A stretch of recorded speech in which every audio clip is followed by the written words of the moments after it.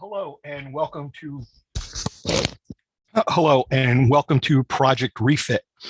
We are the group you didn't know you needed until you found us. Project Refit was started to be a safe place for veterans and an attempt to lower the veteran suicide rate of 22 per day. It was quickly opened up to first responders who are more likely to die by suicide than in the line of duty. Over 6% of first responders have attempted suicide at some point in their career.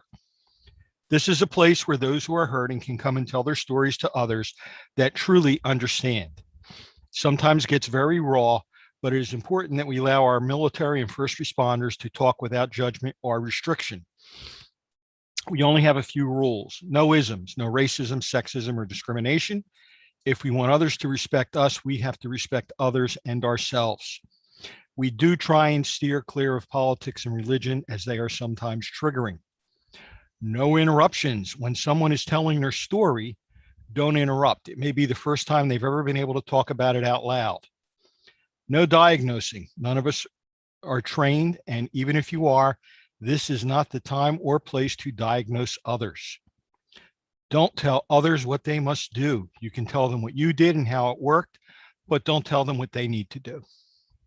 We do encourage therapy. Just opening up and talking in the group is therapeutic, and several people here on the buddy check-in have gone on to professional therapy with great results when they were ready.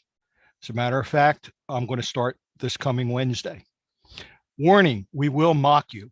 It only means that you've been accepted as one of us.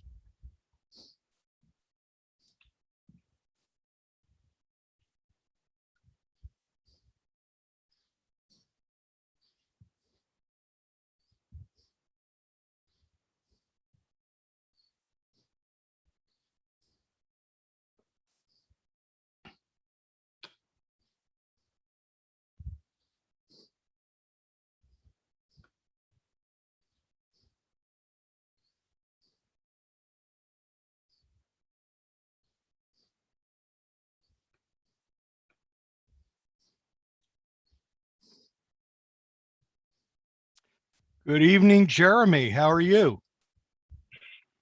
I'm doing good, Bruno. How about yourself? Just trying to scarf down a late dinner.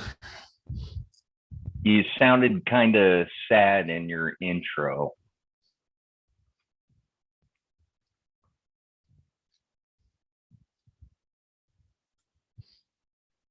Yeah. Either sad or without energy. A little tired. It's been a long day. Okay, that would make sense. But other than being tired, how you doing? Good. Saw the endocrinologist today. Everything's going good there. Good. Got my first appointment with the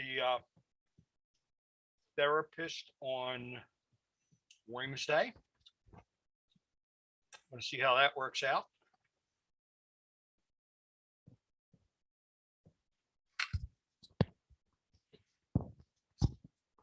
Oh, hopefully it helps. Well, most of the people on here that have done it have said it did. Although a few have said they had to go through 2 or 3 people before they found somebody they were happy with.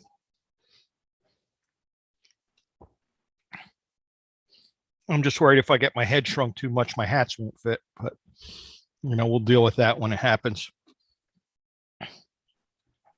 Hey, don't worry about it. The VA gives out toupees. Hey, I shave what little that's up there. I don't need a toupee. It's just use it to hold the hat in place. Start buying hats with chin straps, I guess. Oh God, you're gonna be one of those people. You're gonna be one of the guys that. Are you gonna be the guy wearing the My Little Pony helmet, licking the windows just for fun? No, but if I can find a beanie and Cecil one with a propeller, I would definitely do that. Oh God.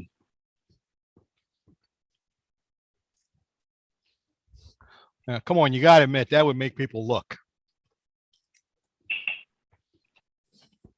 Yeah.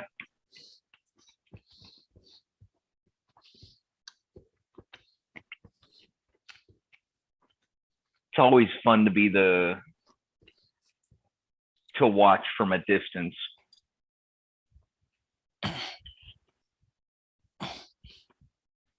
Oh man, my legs are itching so bad. It's not even funny today.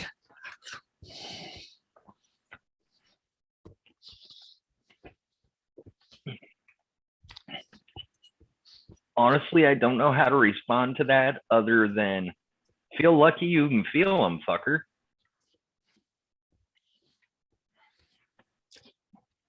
I wish I could.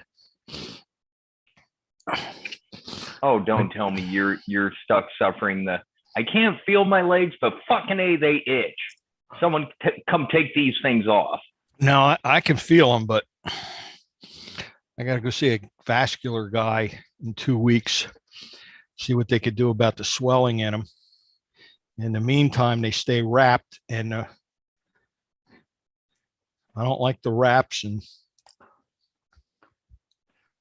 but do what you got to do, I guess.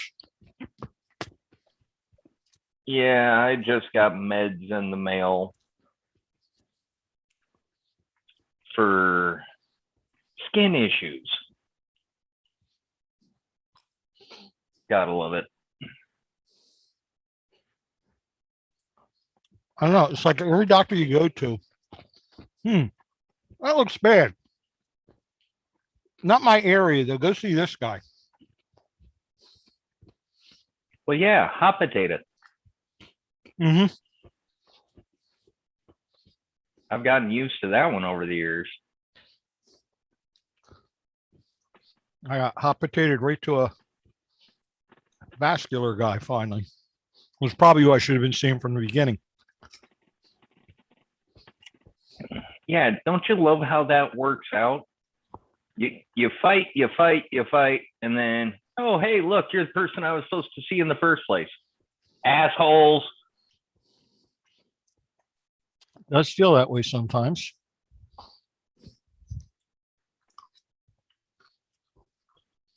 And there he is. Oh, who is it?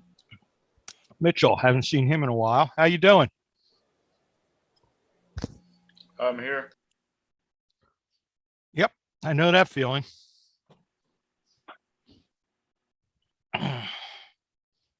Everything okay, or? Man, it's just been tough. It's been real tough the past few weeks. So, Health issues, or? well, I don't care for life. That's fine. Fuck it. So I go to the doc, on Monday to start the testing, for lymphoma. Me and my wife, we kind of like, I don't know how to explain it. She moved to Texas and calls me in the morning. Normal wake up call. She always calls me at 7:45. Wake up call. Hey, good morning. Hey, good morning. How are you? And we chat, right? Blah blah blah. All right. Have a good day at work. Thanks. Love you. Love you too. Bye. And the boss walks up to me, hands me something, and I told her about it. She's like, "Oh, that's awesome! Congratulations!" I was like, "Oh, thank you." Through email, right?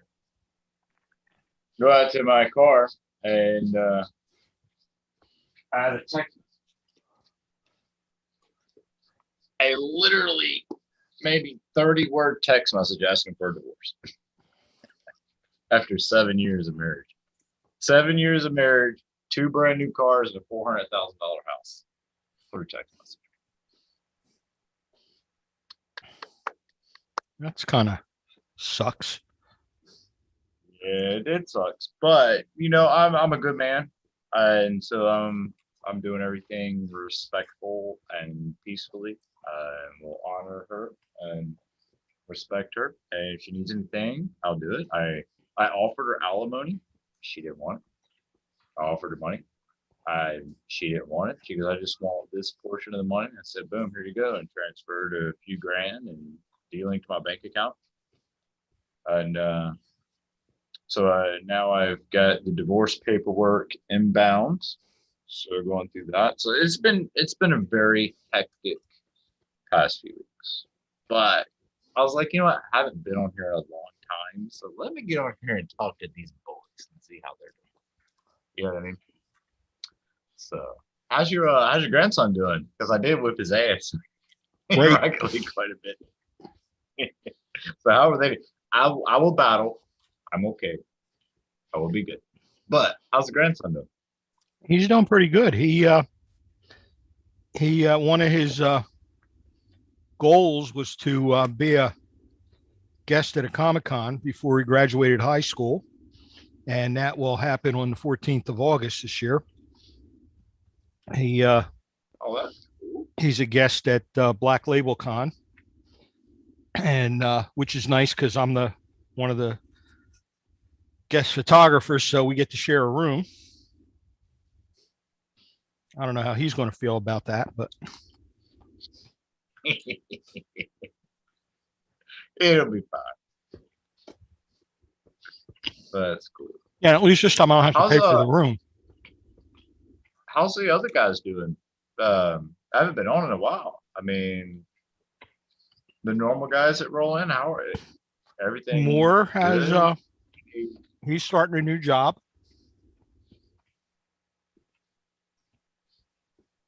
Which is good. Rolling's doing pretty good. Cedric mainly stalks everybody.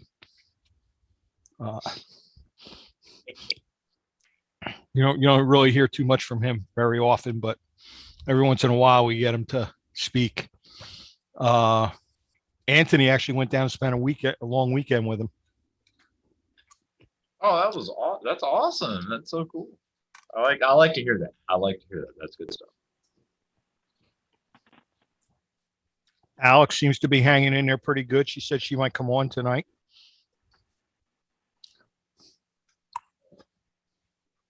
Good stuff. I will hear you. I'm gonna step away from the camera, but I can hear you. Come on, Dusty, let's go. Yeah.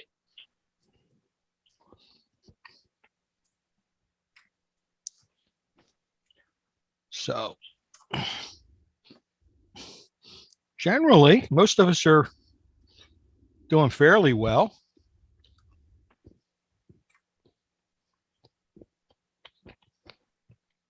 Hey, sorry about that. I had to corral my dog.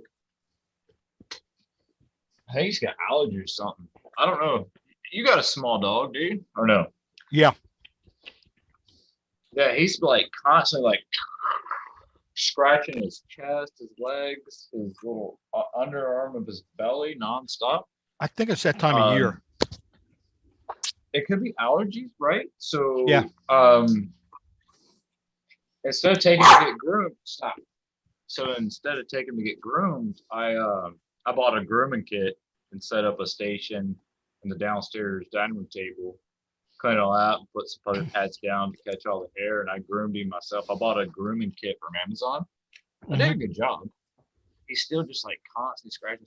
A lot of times, And- you can give Benadryl to dogs if they have that itching. I don't remember how much because it's actually my son's dog and he takes care of that. But over-the-counter Benadryl works on him. That cat just whooped that dog's ass. Yeah, that's what cats they're do with also them. best friends. Yeah, they're best friends. You can see them over there. They're always That was together. not a best. Or one That person was will not go. a best friend smack. Well, she doesn't use her claws. It's just a paw.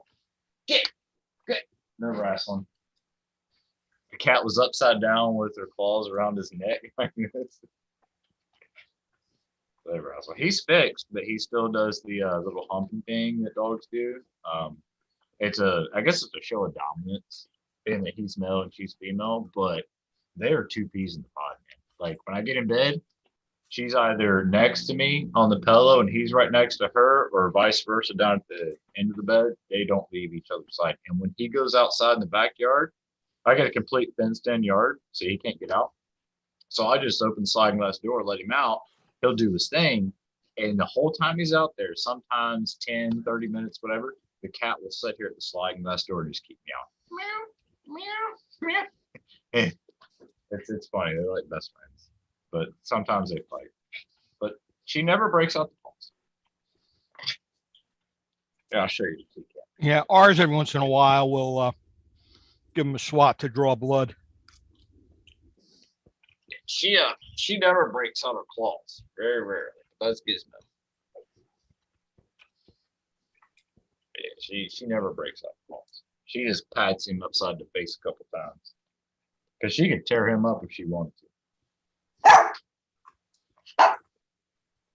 How you doing, Bruno? After the surgery and everything, it's been a few weeks. How are you feeling? Hanging in there. We've been playing the, go around with all the doctors. So I went to the primary, who sent me for blood work. Then they sent me to a hematologist to get iron infusions. Went to the cardiologist, who had me wanted me to go see a neurologist. And when I asked him why, he said, well, you did have a stroke, so you might want to see the neurologist, who gave me a consult to start seeing a therapist to deal with my PTSD issues. So I got that coming up. I got a lot of swelling in my legs from the heart failure, but everybody keeps bouncing it around to somebody else. And now I'm going to a vascular guy for that. So pretty much this month has been one doctor after another. Have Ronnie start carding him at the door. But overall, I'm doing better. Well, that's good to hear. I was saying, but Mike was on mute. You figure they just keep bouncing around to get everything checked out? That's what it seems like to me. It's kind of, well, the swelling in my legs, it's kind of, well, I took my best shot and it's still a problem. So we'll send you to the next guy.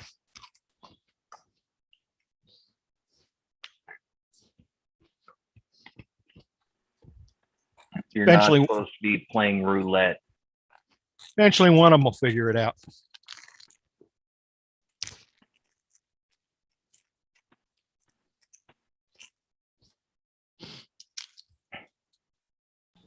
But I'm muted again.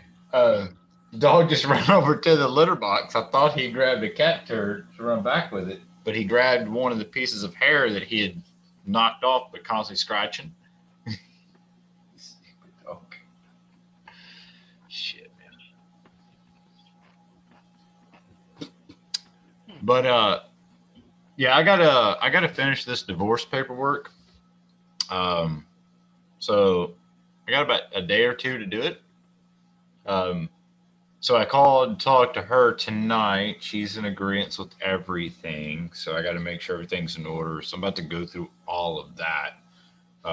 It's just never ending. But yeah, I miss being on here with you guys, but life's just been so effing hectic, right? So, and especially with you, with your surgery and everything that you had to go through, I can only imagine too, But at least you're getting to all these doctor's appointments, getting checked out. That's important, right? yeah, I started driving before I got cleared by the neurologist, because I went through all the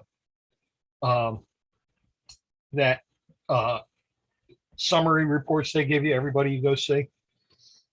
And I was verbally told not to drive until I had a doctor clear me. I had every single doctor say, well, I don't see a reason why you can't drive, but you should check with this guy. And I finally got to the point, I said, you know what? 5 out of 6 of them said there's no reason I can't drive. I'm driving.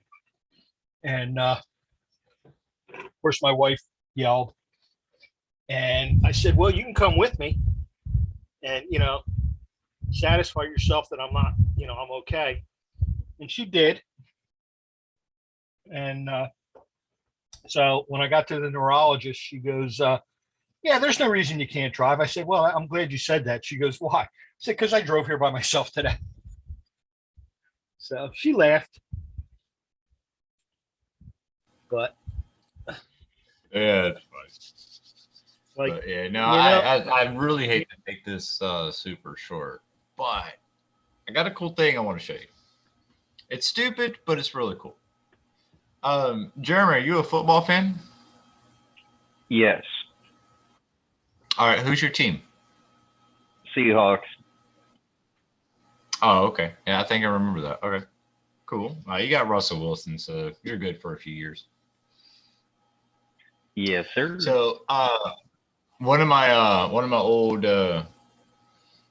coworkers at an undisclosed agency, we've been friends for years, and I always used, when she would walk by the cubicle areas, I was like, Laura. She goes, yeah, Mitch. I was like, shut up, because she was a Ravens fan and I'm a Steelers fan, right? Ravens. So we made a bet. Bullshit. Right. So we made a bet, and we made a bet in the playoffs. I was like, all right, cool. Ravens beat the Steelers. I will buy a Ravens jersey and take a picture. But if the Steelers beat the Ravens on this game, you have to put on a Steelers shirt and take a picture. She owned up to it, which is so cool. I got to show you this.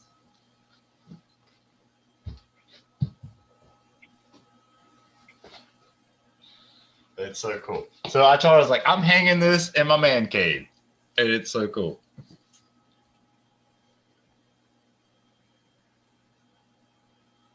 I don't know why there's that weird glare there. But anyways, that's her. Right. She wearing a Steelers shirt, pointing at the final score with Mike Tomlin walking down the field. And in the back of the picture, she goes, "Dear Mitch, shut up. I owned my part of the bet." I was like, that's going on the wall. That's going on the wall. Very nice. That's what friends do, you know what I mean? Oh, I see that. That's super cool. Who's number 12? That would be the 12th man of the Seattle Seahawks. Oh, yeah, the 12th man. Yep, got it. They got the 12th man flag that flies at the tippity top of the stadium. Yes, sir. Yeah, directly behind where I was at in the photo. Yep. I have to say, I don't hate or love the Seahawks, but I do believe they have one of the best stadiums, bar none. Oh, absolutely. They have a stadium and a following that causes earthquakes. Literally. Literally. And I took my stepfather to a Ravens Steelers game here in Baltimore. It was the worst. It was $1,000 bill at the end of the day, but it was just the worst experience ever. It was just not good. And the Ravens Stadium, like, I have more fun going to, like, before the divorce, to like one of the kids' little small football games or something. I'm like, this is more interesting than being at the Ravens game that cost me $1,000. So, but the Seahawks have a nice stadium. I've been to one game, and it was the salute to service in 2019.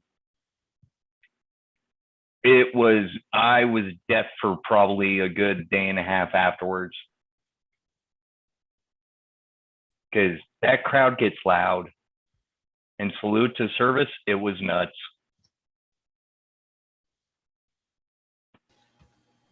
I bet. I bought me a new little car recently. I know you guys probably seen on Facebook, but that little thing is a beast machine. I love it. It's so much fun to drive. Midlife crisis. Midlife crisis. I'm just going to admit to it. My midlife crisis, I got my ear pierced, and my wife was very unhappy. And I told her, well, it was a toss up between that or a sports car and a 20-year-old blonde. And so she let me keep the earring for a while. Damn, I guess I would be I guess I would have been the overachiever because crotch rocket, tongue ring, 19-year-old. Well, I kept the earring until I saw one of my guys get in a fight that had one on, and he went right to the ground when they pulled that. It's like, yeah, I could see where that might not be a good thing to be wearing. I left before I drop off here, I got to fill out this paperwork. I just want to do it now because I'm in the mood to do it. You know what I mean? But in any case, I left the local Royal Farms. It's a big gas station up here in Maryland, and I pulled out of there. No cars around, right? And I just blew through like the little stop sign. There wasn't a car within like half a mile, right? I blew through that and just started hauling ass, pumping through gears, rolled up to the stoplight. And then I just looked in my mirror as a car coming behind me as I slow down, come to the stoplight, respectful. I don't never do that shit around other cars ever. And it was a state trooper. So, shit. He knew it. He saw me do that. And he just pulled up. He stopped about maybe a car length behind my car. And I'm like, yep, now he's running my plates. I'm about to wait for the lights to get a ticket. And then he kind of pulled up next to me, and I kind of looked over, and he gave me the shit-eating grin. Light turned green, and he gave his car a little go. I'm like, you know, that's cool. Like, there was no other car around, like, within 2 football fields, right?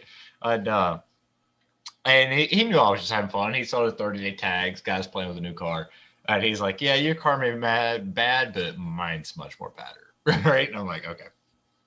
It was really cool. I was right by the state trooper station too, so I should have been smarter. Should have known. But I just thought about it. Yeah, should have known. That's why I made that post. I'm like, there needs to be more state troopers out there in uniform like you. Because he was like, you know what? I could totally ticket you right now, but you're doing it safe in a safe environment.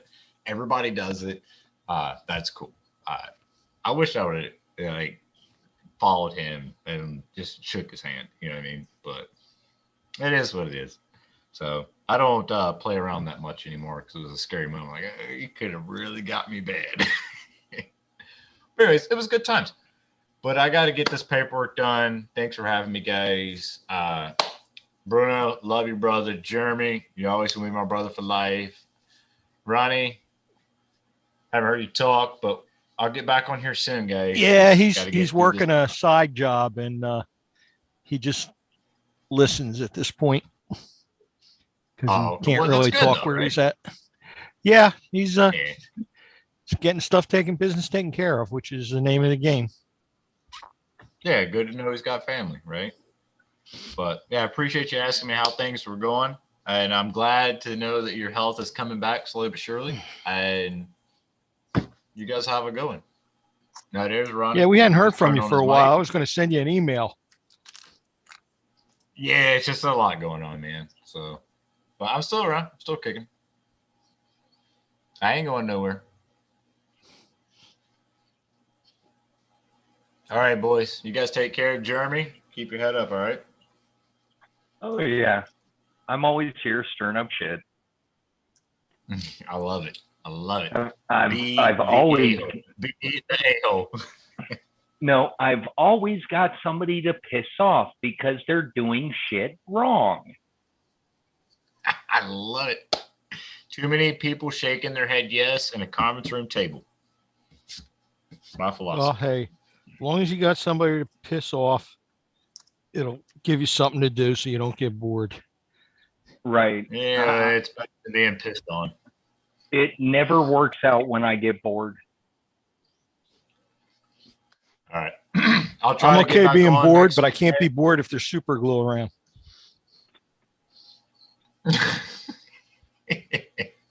All right, later, guys. I got to get this shit done. I appreciate you guys. I'll be back. All right. We'll see you. All's good on my end, so no worries. Tell everybody pass my love, all right? You got it. All right, later, brother. Love, gas, whichever. I know. I got that one pill they give me that I think that's all it does is give me gas. Hell, I just had medication show up in the mail today. They want me to start taking 50 milligrams of vitamin D daily.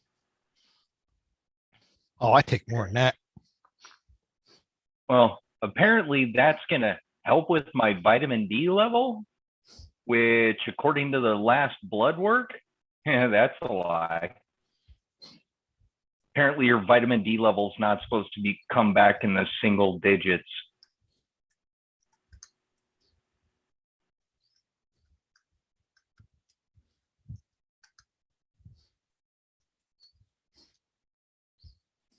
And last I knew, when it comes back in single digits, they got to hit you with the 50,000 milligrams a week, not 50 a day.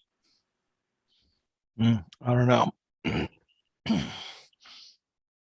Nobody seems too worried about my vitamin D level right now. They're more worried about my hemoglobin, getting it back up to, maybe 12 or 13 again.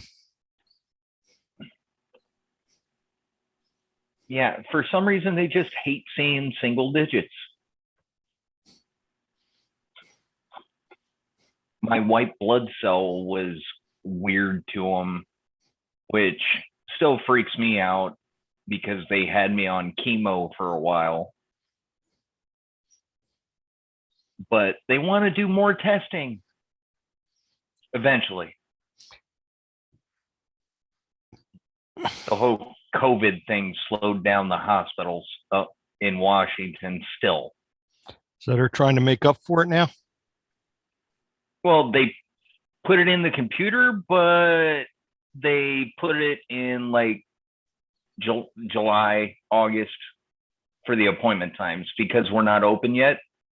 And the appointment times are subject to change because they actually haven't put the schedules together yet. That makes sense, I guess, in some weird way. Hey, it's that whole Marvel multiverse, whatever crap, time zone shift, multiverse, something. I don't know. None of this shit makes sense. Well, I know the last iron infusion I got, they canceled my next appointment. He said, because I got to get blood work in 30 days. He said, you should be over 10. If you're over 10, you don't need to come back. He said, I think you'll be over 10. So they just canceled all the rest of the appointments, which means I got to start from ground zero, I guess, if I'm not over 10.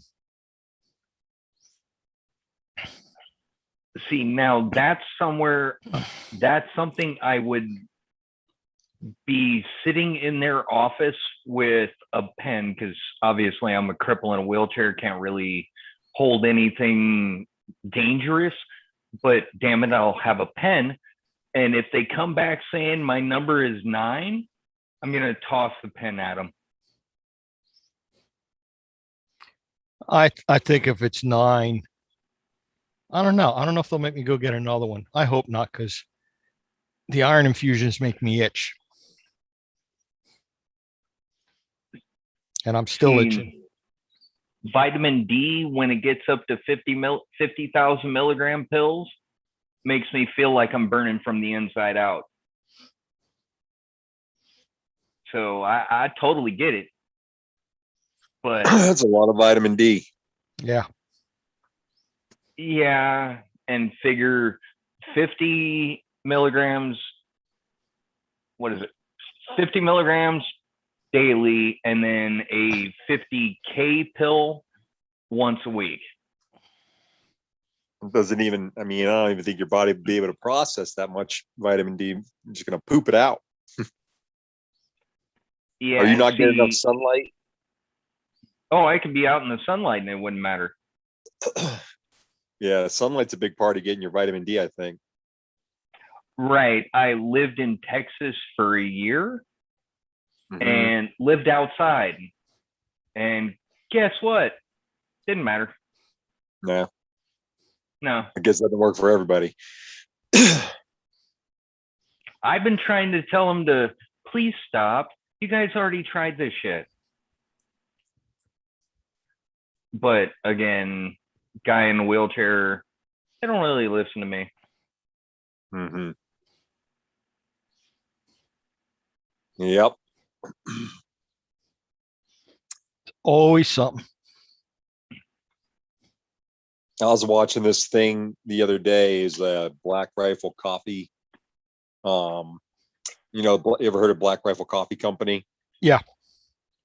Yeah, they have this thing. I guess they put it on every year, and like it's all disabled vets, and they like have archery. Well, it's mostly I think just archery, but they had dudes in wheelchairs and even one guy with like an arm, and they were all like set up to do like an archery course. I think it was down in Texas. Actually, it looked like it was Texas to me.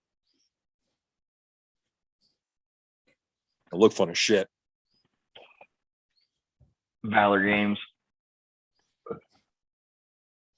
What's that?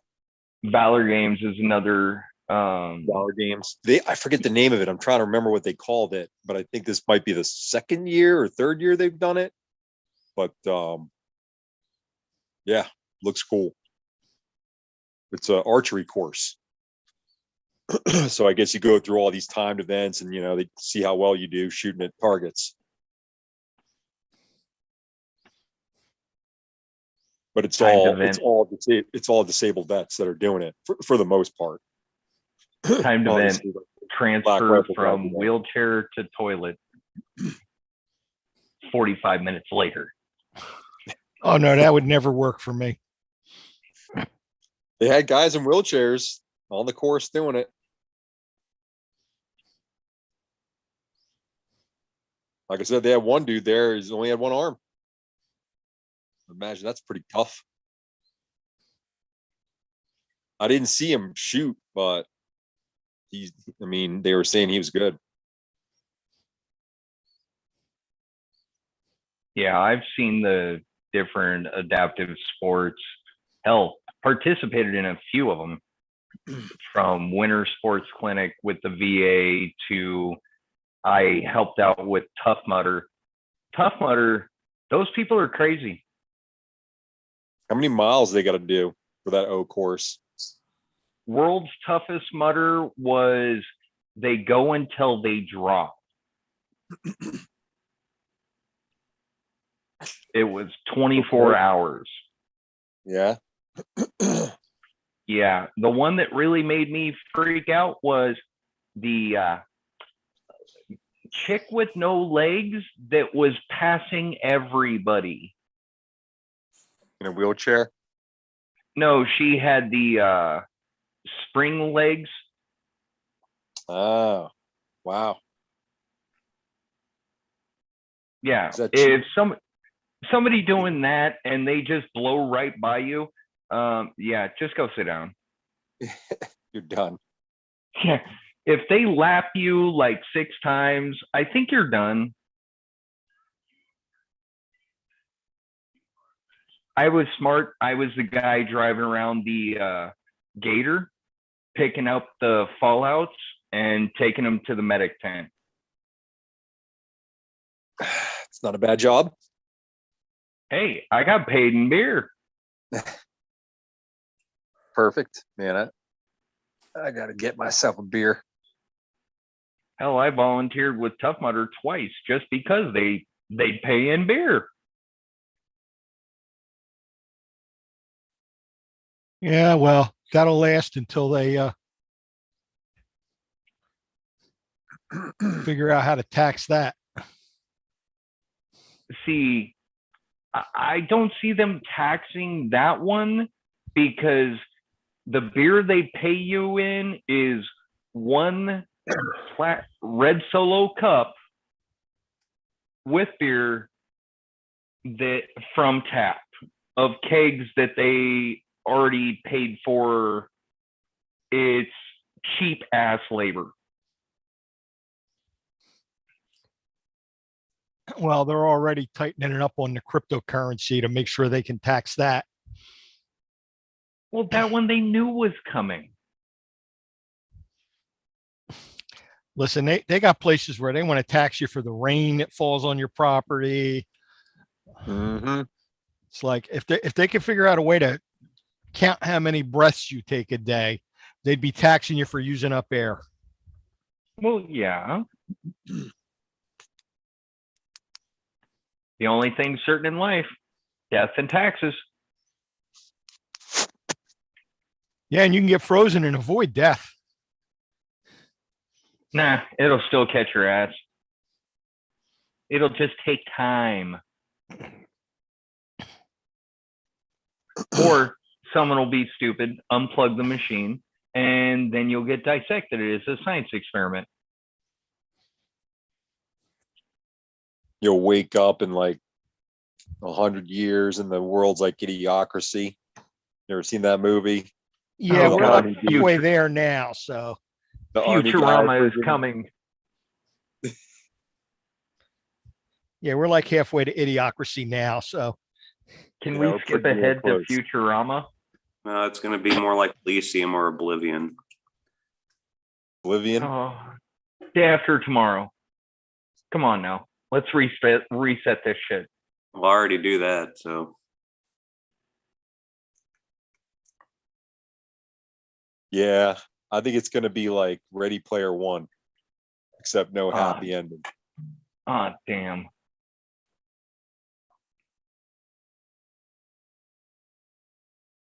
So you're saying you're going straight at Godzilla? Yeah, Or no, is it King Kong? it's going to be like Right. Endgame. They're going to get juveniles in on the fight. They're already trying Yep. for that shit. they got the good motor twitch skills for that stuff. They make Yep. the perfect warriors when it comes to drone warfare. You hear about that Oh. swarm weapon that we got now? It's like a swarm drone weapon they use to, I think, take out some Chinese or Russian vessel or something. It's a bunch of like drones, like a ton of them.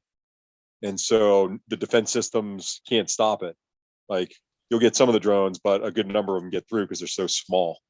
And it's cheaper than just sending one big missile. Yeah, the Army's got what a show were they doing that on? big drone thing going on. Yep. Drone warfare. It's all about the small drones now. Think about Spider-Man it like, Homecoming.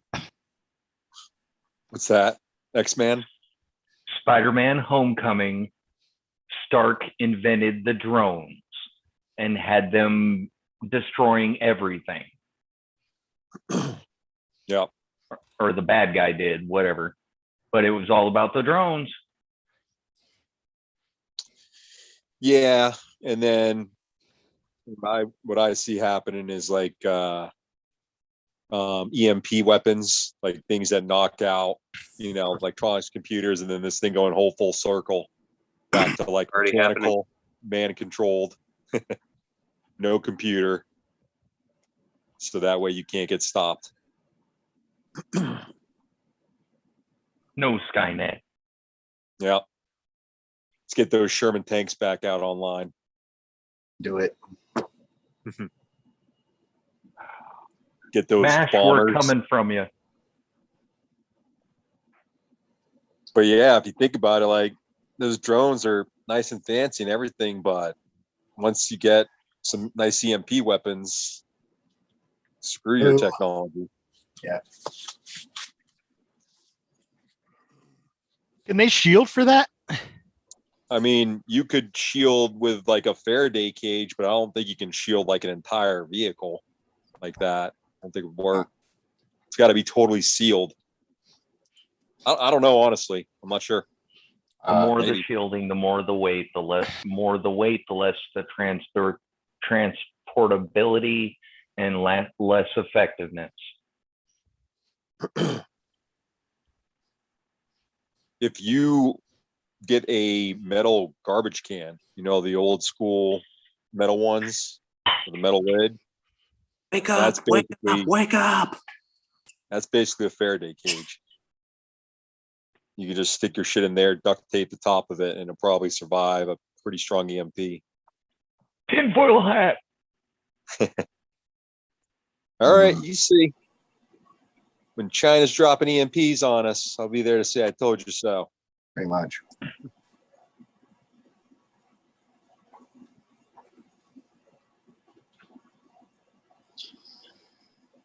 Oh man. See, living in Washington State, there's really nothing they want here. It's all, peacefully on fire. Uh-huh.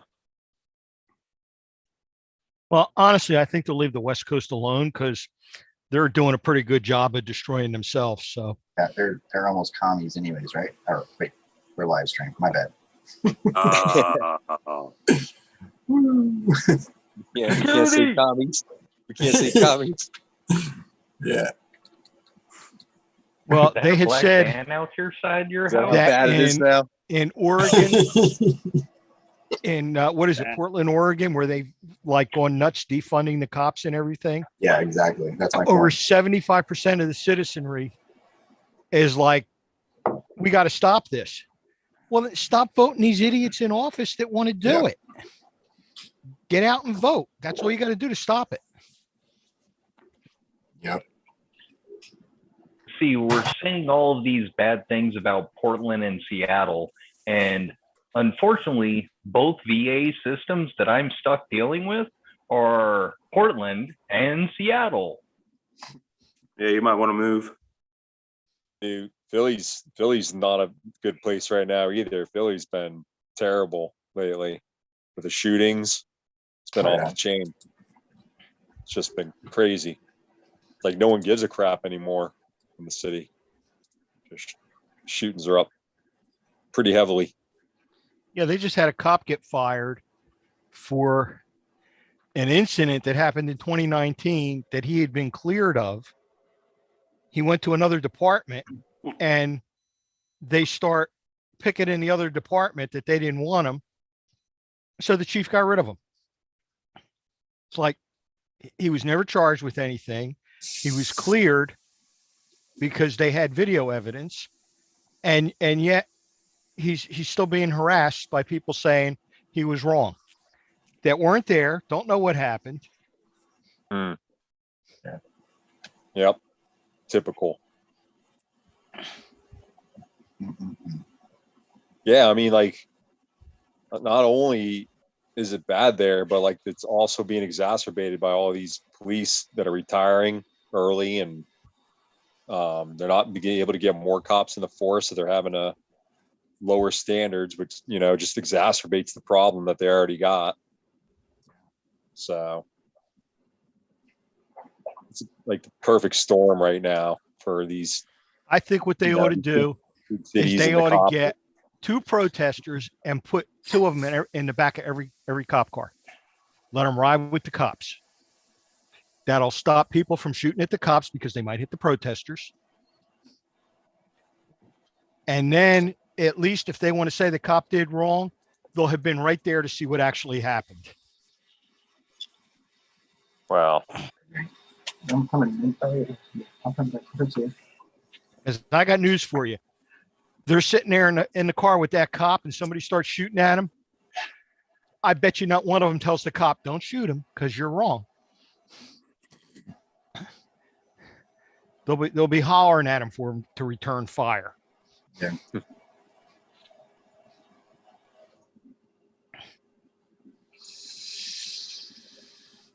1 week, Jimmy. 1 week.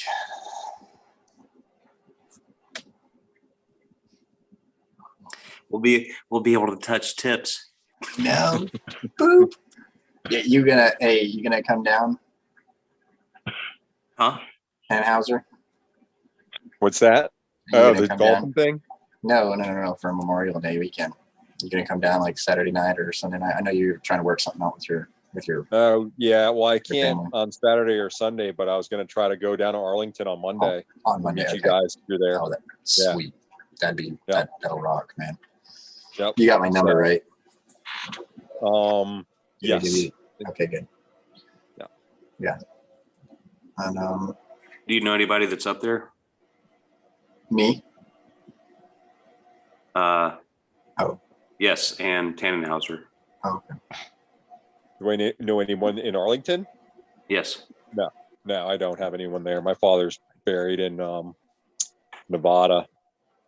Yeah, mine's in my grandpa is in Texas, so he I'm pretty sure he's in our family plot. So Yeah. I got my uncle is on the wall. wow. Yep, got a cousin on the wall. I wish I could get I really wanted. There's part of me really wanted my brother here, but I wanted to go last year, but I don't think they were letting people in with COVID or something like that. I can't remember what the deal was. My brother's got like, I think he has 10 people from the 2 units that he was with when he went over. That's I probably would have too if all my bros weren't buried at family plots and other veteran cemeteries. All right. Yeah, he has. Mine are all spread out through Virginia and a couple other places. He's got 26 names on his arm. So he just couldn't, last year when he was living with me, he couldn't bring himself to go down there. I was like, dude, I'll be there. I'll support you, man. I get it. He's really trying to. Oh, yeah. I'm probably sure people have told him, and you probably told him, but as hard as it is, it helps out. That's what I told him. I was like, because I told him, I was like, I'm fortunate. I came home with all my peoples. You know, I went out there, I came back, and I feel fortunate that we all came back. We had some close calls, but yeah. And yeah, I have a lot of feeling. Like I carry a lot of weight, I guess, for my brother, knowing that he has stuff that I can't really imagine how to help him with. Being, him being a combat medic, and he feels guilty that he couldn't save as many as he should have. And I tried to tell him, I was like, you did what you needed to do, and like, I'm here to support you, and I want to help you live and not feel ashamed or feel guilty. And so anyways, it's rough for me actually around this time of year, knowing what my brother goes through. I understand what he's gone through. And even though you did absolutely everything you could do, it's still, I mean, it only happened to me one time and it still haunts me. I can't imagine having it happen 27 times and not having it bother you. Yeah.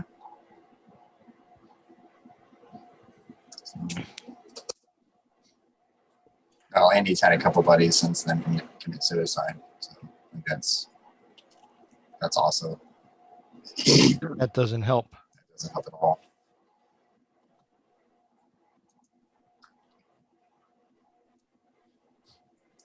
All right, James, anyways, I made you co-host. Are you popping off? Yeah, on the stream, I made you co-host so you could let people in. Oh, okay. I got to go put some fresh bandages on my legs because the itching is driving me nuts. Bugs. Nah. Wear a diaper. He's got to change his diaper. Is that what you said, Jimmy? No, I said he has to go to the crapper. No, I would have just said that. Yeah, I know. I was about to say that. I was like, I've done that before. If he was wearing a diaper, he'd be like, I got to go change it. Yeah, just put on a diaper, man. Just let it go. Come on. That's what we all do it. You're not cool unless you pee your pants. We had a gunner. All right, I'll be right back. From one of the units that he actually did. Take your time, Bruno. He put Depends on. When he went out, he knew he had to be gunner. He was like, hold on, guys. And I only knew this because one time we had the convoy set up and everybody was identified who they're supposed to be. And in the last minute, somebody got bad food from you know, to make whatever microwavable chow hall food that we had at our shop. And they got super sick, so they had to make this other dude a gunner. And he was like, okay, all right. And we were supposed to like head out in like 20 minutes. He's like, all right, I'm gonna go get my diaper on. And I was like, what did you just say? Like, yeah, man, I put Depends on when I go out as a gunner. Because he's like, it happened to me once. And this is like his third go around, I think, being in Afghanistan. He was like, no, it's number 2 because he was only a specialist, but he got demoted right before he came. He was a sergeant. Yeah, anyways, I want to go into the story. It's funny. Anyways, but he was like, yeah. He was like, yeah, man. He was like, I learned the hard way. He's like, it sucks. I needed to take a crap really bad. I was a gunner, so I was gonna get out real quick, out and take a dump. And the next thing I know, right as we were about to open the back door of the MRAP up to get out, we start taking fire. He's like, I had to get back up in my gunner's chair. And he was like, in the middle of the gunfight, he was like, I couldn't hold it anymore, so I just took a shit in my pants. Yeah. And he's like, it was running down my legs. He's like, I didn't care that I took a crap in my pants. He was like, it was going down my legs. Oh no. Oh man, I was laughing then, and I knew it wasn't really. It was funny then, but I was going through my brain. I was like, I didn't think of that. I was like, that's actually a really good idea. But yeah, this dude, he put a freaking Depends on. Yeah, I don't know, man. I'll make sure pre-combat shit. Well, that's what he said. He was like, normally I'm all good and I can take, I took care of it. He's like, but for whatever reason, I ate something from the chow hall and it didn't agree with me. He was like, I took a crap before I got in, and he was like, and like 2 hours into the convoy, he was like, I needed to take another one. I was like, okay, I can hold it. And then he said, my body just got excited. Couldn't hold it. Oh man, I got it. He couldn't hold it. Yeah. We were a lot of us took more than one deuce a day part in Iraq, and one of the times we were on route Tampa to do a long ass convoy from point A to point B. One of our guys, him and another guy, were up in a Hemet, and he saw fit that he could not wait, because it was really kind of funny how this happened, because he could have actually waited like another, not even 5 minutes, maybe 2 minutes. We're going along, trucking along down Route Tampa, the main MSR in Iraq, whatever, and fucking saw fit to take off all his shit, make a barrier between him and the driver, because he was in the passenger seat, luckily, and shit in a fucking MRE bag right there in motion and everything. And then brown bag special. Yeah. Like 2 to 5 minutes later, we do an all stop for like 10 minutes. Oh, he gets man. out, he's pissed the fuck off. He's cursing the fucking world. And he's like, God, I just fucking, what the, we're doing all stuff. This is fucked up. Look at, I got shit on me. God damn, what the fuck? Oh man, that's the worst. That's pretty funny. Yeah. Yeah. At least it's his shit. At least it's your own shit. Yeah. There was we had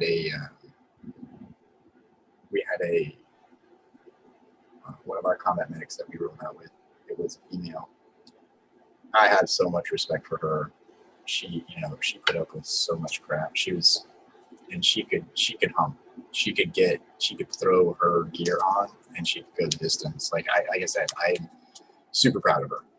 And we were in the Humvee. We were stuck in the MRAP in the back, and there was multiple. It was her and 5 dudes, and she was like, "Oh my gosh, I can't hold this anymore. my rippets got to me. I am done. And, you know, she was with like some of the crew that, you know, I'm just the kind of add-in in my rooney that shows up to do my job and kind of roll in with them. But we'd gone out several times together. And, but she's been with these guys like since training and been on this, you know, deployment. And one of the guys, you know, reaches into the thing and grabs this like pitcher and hands it to her. And sure enough, like she dropped trout and just did what she had to do. And I'm just like, you can't, you know what? And she was like, you know, we all gave her respect, but looked the other way and did what she had to do.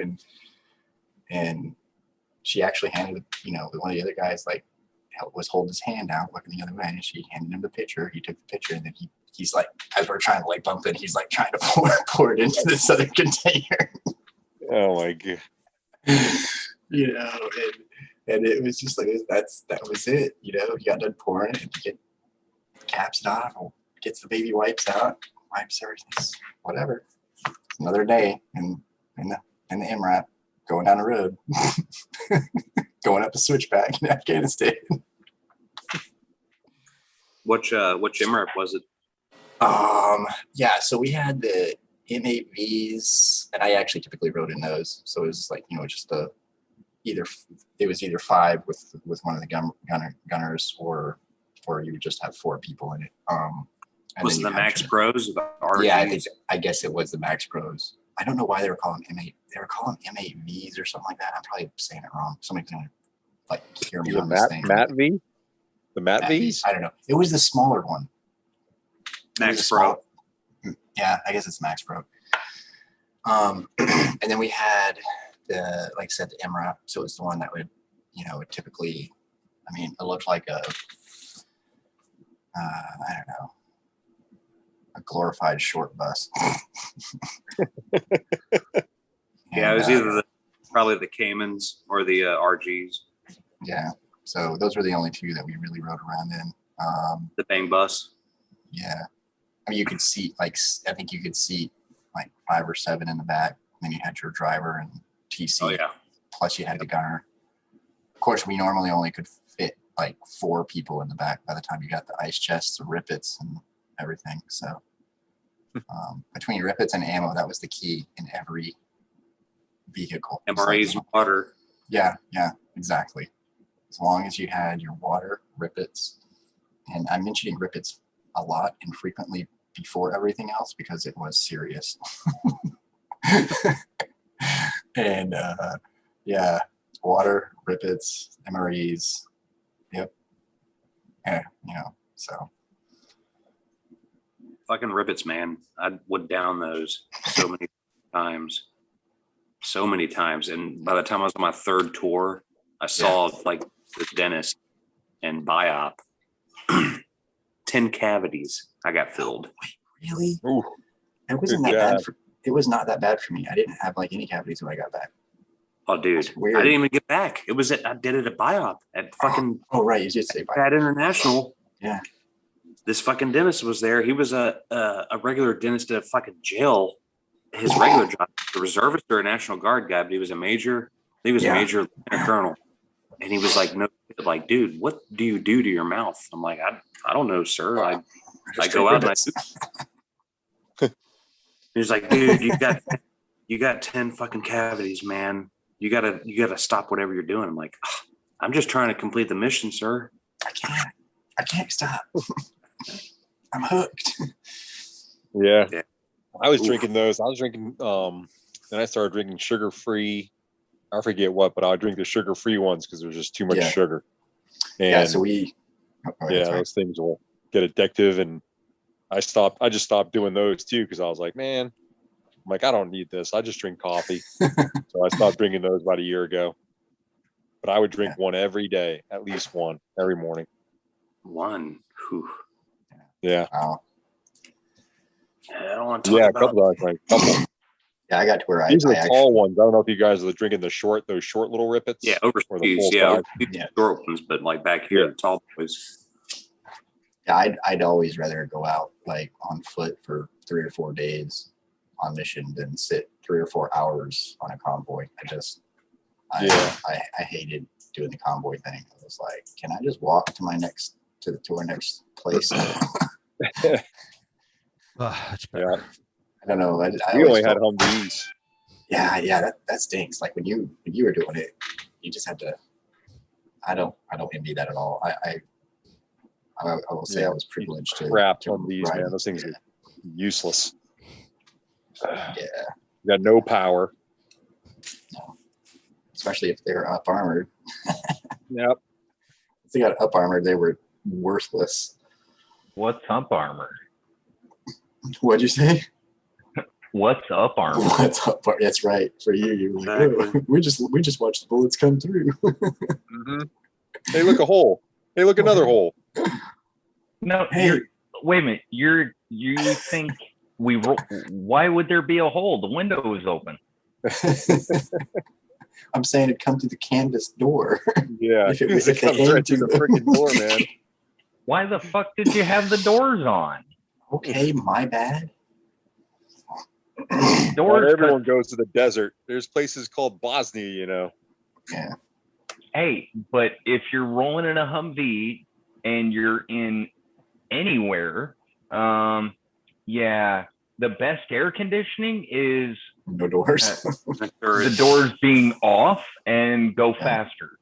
And the Yeah. turret. Dude, it's cold in Bosnia. No way. Yeah. It's cold there, man. No way. It's like 80 degrees there, or whatever. Whatever. No. Yeah. All right. Well, I am gonna get off now. I just got on shortly. Next week I'll be able to spend a lot more time on here. But I gotta. Yeah. I'm going to spend some time with my daughter and my wife upstairs Yep. down here in the basement. I'm gonna be. But after, It's good checking in with you guys. I hope you have a wonderful weekend. Yeah, buddy. Healthy. You too. See ya. See you, James. Have a good one. Yeah, man. See y'all later. Talk to y'all later. Message me, text me, whatever. Next week, Jimmy. I guess I'll see you Monday, maybe on this thing. But yeah. Let me know what you're thinking. Rock and roll. I like it, man. All right. See y'all later. All right. Good night, Ronnie. Have a good day. Good night watching people play basketball.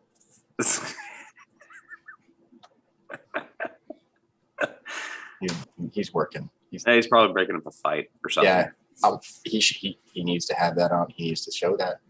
Oh. Oh, man. We were hoping you were like beating somebody down.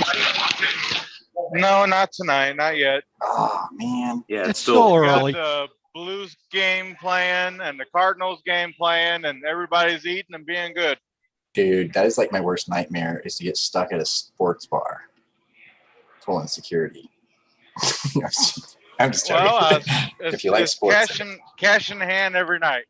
Why don't you just start going up to the tables and like spilling people's drinks and shit? Yeah, go take the basketball from that dude that I was watching throw a basketball. Hey, give me that. Nah. That's later. Because Oh, the dude. last guy playing basketball was a head taller than me. That ain't happening. Just because they're taller doesn't mean that just means they fall harder. Size doesn't matter. Once you Take the take out knees. the knees, Yeah. they're the same height. Being short has an advantage sometimes. I mean, I'm not short, but hey. Actually, I did a fight one time when in one of my competitions. Like I was like, I'm gonna try something just because I'd always try to think of something that would throw the other guy off. And so I did that. As soon as they rang our bell, I went down and I dropped down and I got down on my knees and I just started doing this across the mat towards the dude on my knees. And he was just stunned as hell. He didn't know what it was. Sure enough, he came at me and I trapped his legs and threw him down and just put him and just came right up his body and then it was like for whatever reason he was so like discombobulated. The fact that some dude is coming at him, I guess, on his knees. And I put him in a submission. Fight was over. It's like, okay. I figured he was gonna try kicking me in the face or something. So I was ready. Like I had my hands up. Got him by surprise. I did. Tommy figured out what was going on. It was too late. I was always doing that though. I'd always do something stupid, just stupid as hell, like right at the beginning of the fight, just to throw people. The best is when I come in there, I just like face, and I was just like hands like this, like a big grizzly. How you doing? And I just yell as loud as I could in their face, like running towards them like a barbarian. Most of the cases, they start backing up before they got their composure. And it's like, I got kicked. One thing ahead. that's funny about this job is I did security for so long and worked with law enforcement so long. I've had like 5 different customers walk up to me and ask me, "Are you a cop?" I can see that. And I was like, "Why do you think that?" He said, "Because the way you stand there and watch the room." I'm like, "Well, I'm just doing my job." I'd still never answered their question. That's right. Keep them guessing. I love having them guessing. It's always fun because usually, I mean, I actually had that happen. I did security at a grocery store towards downtown in St. Louis. Yeah. And I always sat there and I asked the manager, it's like, why is it they always have drama but no shoplifters? He's like, because every single customer think you're a hunter and they don't want to rob or chase or steal anything around you. It's awesome. I was like, well. Yeah. Well, I just Fun wanted times. to see your beautiful face for hit the sack. All right. Good night, guys. Getting that beard going.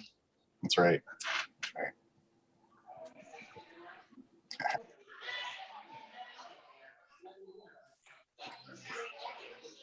Then there was 4.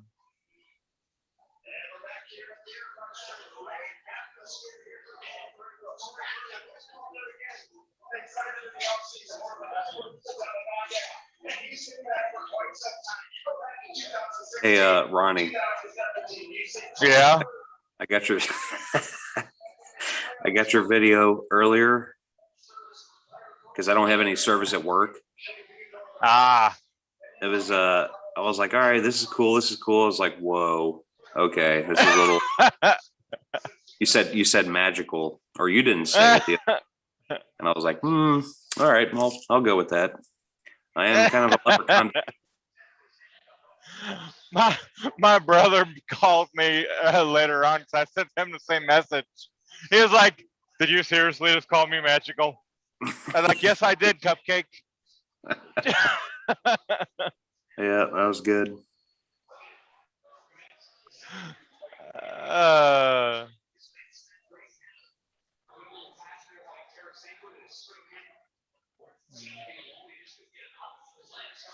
Man. I'm gonna mute myself because this room is loud. Yeah, man.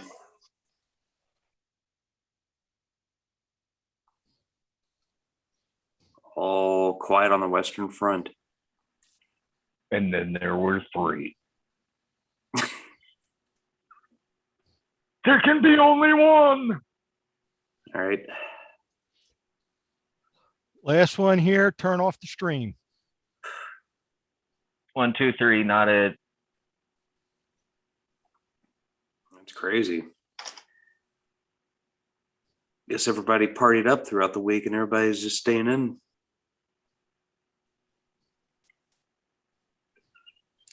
I don't know. Shit, I can't say nothing. I haven't been able to get on too much anyway.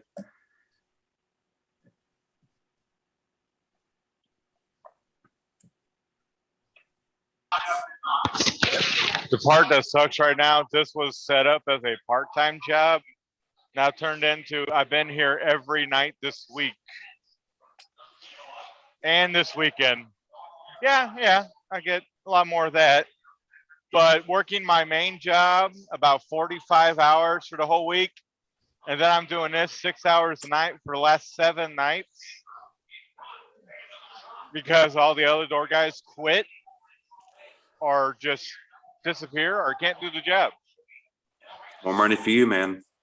I know I'm the reliable one, but come on. Gotta have Hey. some time off. The reward for doing a good job is more work. Yeah, my truck is going to get legal soon. That's one thing. And house is almost paid off. That's the other thing. After my next payment, my house will be down to 15,600.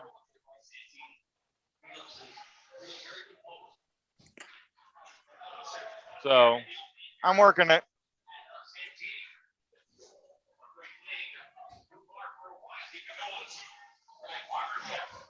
I did tell the manager when he does hire a door guy, he's going to do Friday night, Saturday night, Sunday night. He's like, why? Because I want my weekends back. Yeah, man. Set the stage. You're like, I know Especially if Friday you're- night and you're Saturday skinny night pretty. pays. I was like, I know Friday night and Saturday nights pay $10 more, but I want my sanity and my weekends back. So give it to the new guy.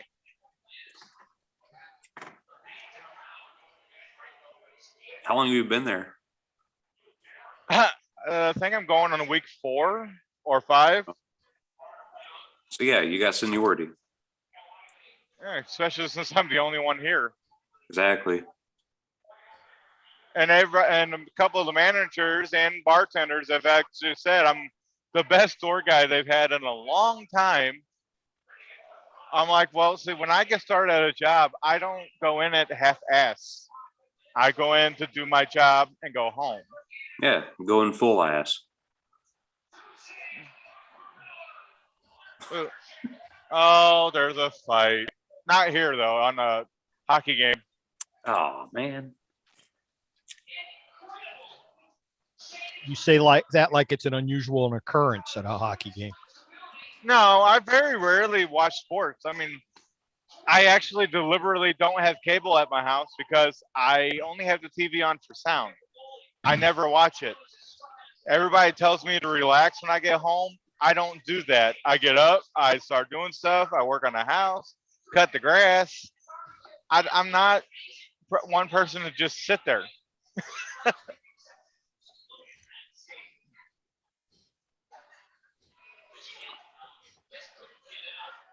I do have to say, being a single guy working at this bar, I have some nice views while I'm here. Did you collect I any bet. digits? I bet. No, but I get to talk to him every freaking night while I'm here.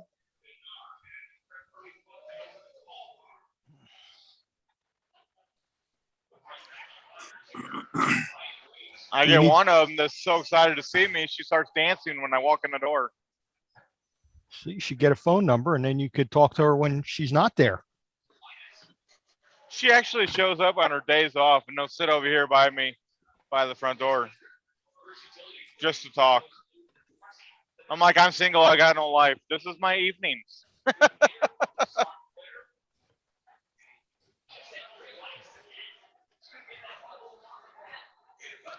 I love it when people try. I love it when people try to walk in. I ask them for their ID, and then they said, "I don't have it." I'm like, "Well, then I guess you're not getting in, unless I know you. You're not coming in." I've got to the point to recognize. I got to the point now. I'm recognizing a lot of the regulars. Yeah, it usually helps out. I used to do what you're doing years back in between my deployments.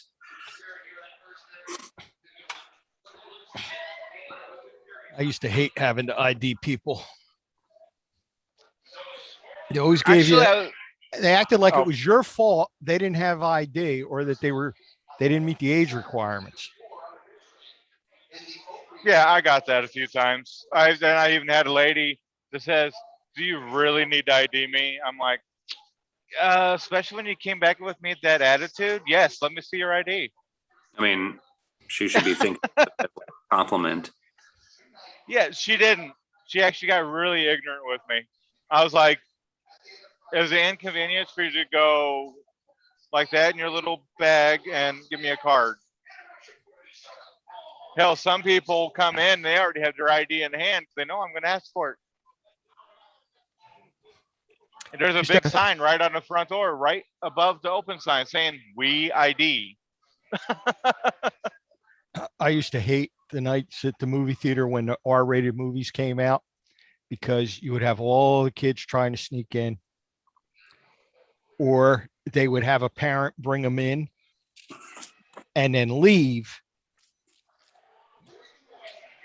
and go like, and while they're getting a refund for their ticket because they decided not to see the movie, I would be throwing their kids out. And they would go, but I brought them in. I said, yeah, but it says you have to be in there with them. So next time you walk out of the theater, if you're going to the snack bar, everybody goes to the snack bar. If you're going to the bathroom, everybody goes to the bathroom. I actually remember going to the movie theater a few times where I'd do that anti-piracy thing Mhm. to keep people from trying to record the movies. That was so much fun. While everybody's watching a movie, you're watching the crowd with nighttime binoculars, making sure you don't see nothing trying to record. Well, we would catch them. We just would tell them that they had to leave. But we had one where the guy gave us a hard time, so we had him in the back office, and they're trying to tell me I can confiscate the camera he was using. I said, nope, I'm not a cop. The only way the camera gets confiscated is if he gets criminally charged and the police take it as evidence. And I got the corporate attorney arguing with me.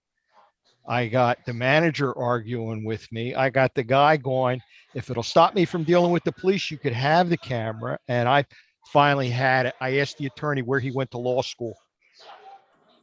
Because I said, did you like skip constitutional law? No unreasonable arrest, search, or seizure. You know, you can't just seize property from somebody because you think they're wrong.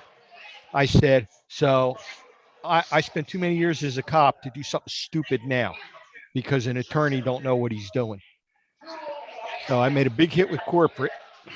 Then I made a big hit with the manager because I said, either he gets charged and they take the camera, or we let him go. That's your two options. What about the stuff that's already on there? I said, well, we need that as evidence if I charge him. And the guy goes, well, what happens if you don't have it? I says, then we got to let you go. And she says, well, can't you erase it and let him go? I said, no, I can't do it. It's his camera. I said, but I handed him the camera. I said, if you hit that button right there and then that button, I won't have any evidence to hold you. The guy goes, really? I said, yeah, that button. I had to explain to him like 4 times before he finally took the hit. Criminals are so stupid. Oh wait, that's why they're criminals. And we both know one. Oh, I know a whole bunch of them, but yeah, I definitely know that one. Hi, Sarah. Yeah. Hi. Recognize that voice. Yeah, we both know one, unfortunately. Yeah. Work hard, dream big, never give up. Always. That works for me. Oh. I hated working security at the movie theater. I like the people I work with, but There's trouble. There's trouble. Thank you. Let's see how drunk she gets tonight. Last time she was here, she was getting so drunk. Yeah, I'm not gonna get into those details. Do you have to do you ever have to call like the lifts or the Ubers for people? No, surprisingly, they actually been doing that themselves. So I only had to call one cab for one person. Other than that, they've actually been pretty good about getting their own rides themselves. That's good. It's good people are actually doing that instead of driving stupid.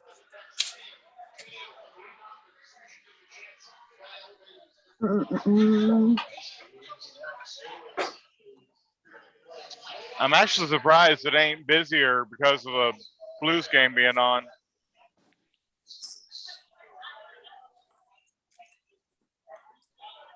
Because half our TVs are the Blues game and half our TVs are the Cardinals game. Oh, you're in St. Louis? Yep. Yeah, my dad's from there. I think I remember you Little- telling me it was it. Yeah, little town called Rolla. Ah, I'm close to there now.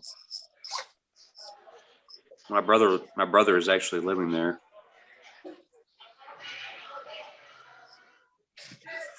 Oh, When you live in Lord, those little Liberty tiny Mutual. towns, is it really living? No. Not really, no. Hell I mean, I no. want to move. I want to move to the country, but not too country that I have to drive 10 miles to go to the grocery store. I remember. A guy walked to the door, saw me, and turned around and left. I remember when our town was so small, we had one traffic light. That one red light in the center of town. Yeah. And the one of the churches, there was a missionary training center near us, and they opened up a little coffee house in town to like reach out to the kids. And we're in there one Friday night, and the power went out at 9, like 9 o'clock, almost on the dot. And they're like, "Did the power just go out?" And I said, "Yeah, it's 9 o'clock." He goes, "What?" I says, "Yeah, they turn off all the lights at 9 o'clock." And, you know, and the guy actually believed me. I like almost felt bad. I was like this close to feeling bad.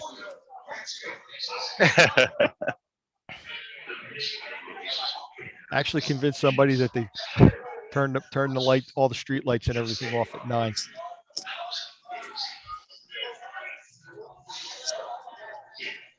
Because, you know, it was Friday night. They would leave them on till 10.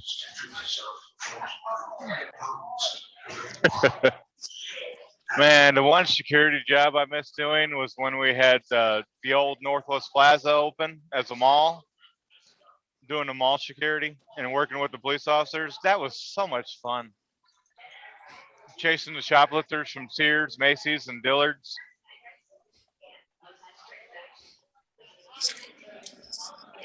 The good old times.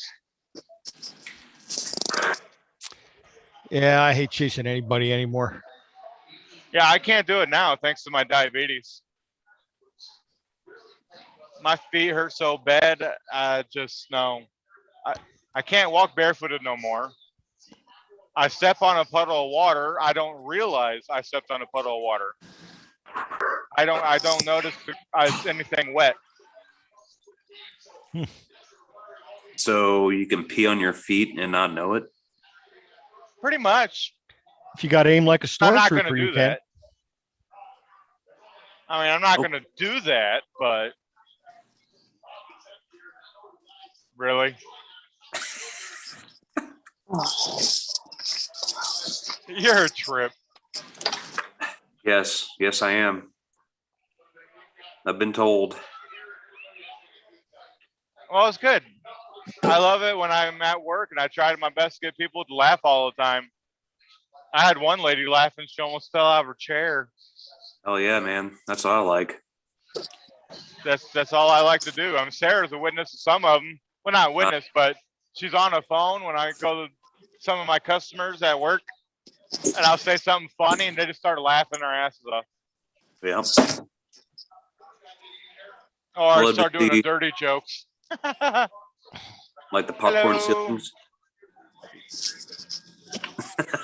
Yeah, check the ID.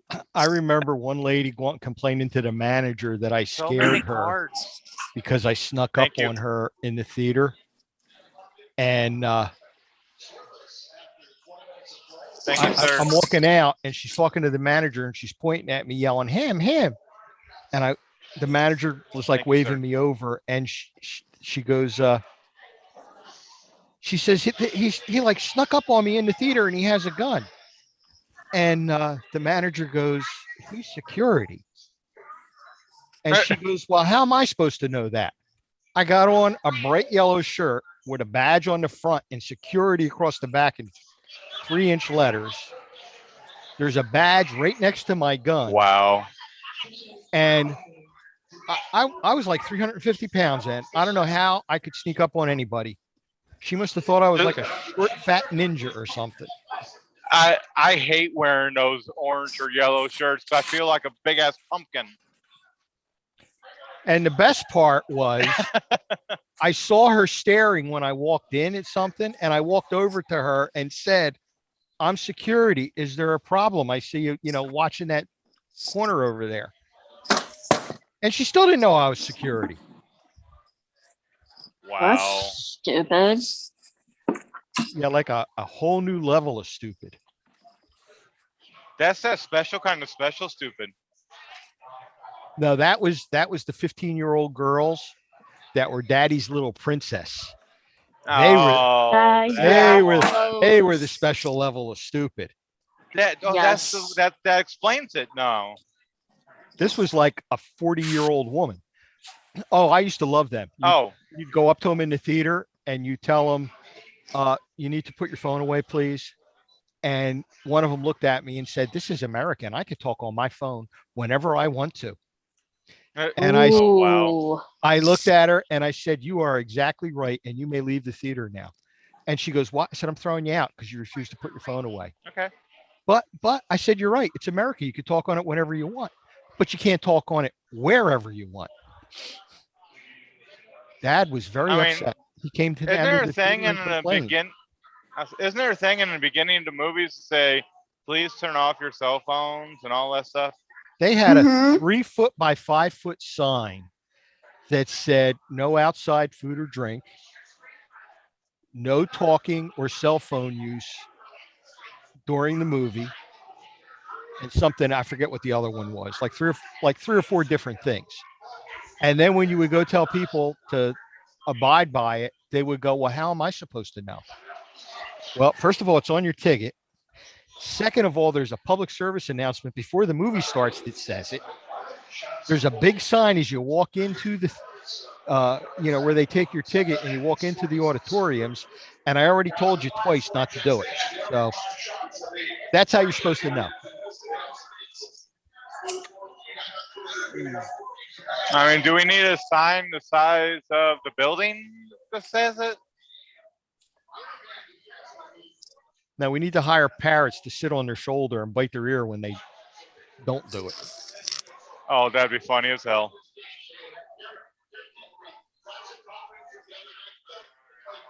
My favorite was there was 3 girls that would come in all the time, and they were probably like 12 or 13. And they would come in and all 3 of them would come over and hug me and ask me how I was doing, and then went to the movie. And one night, the other security guy goes, why are you so nice to him? And the girls go, what? He said, he throws you out every week because you're talking in the theater. Why are you so nice to him? And the one girl says, because even when he throws us out, he always treats us like young ladies, polite and nice, and doesn't yell at us. And she turned around and walked to the theater. Like 20 minutes later, I'm throwing him out. We had a routine. We had it down to a science. I would go in the first time. Thank you. I would go, girls, you can't talk on your phone. Put them away, please. And they would put them away. And then about 20 minutes later, I'd go back in and we'd go through the routine again, and they would put the phones away. The third time, they would just get up and leave on their own. I didn't have to throw them out anymore.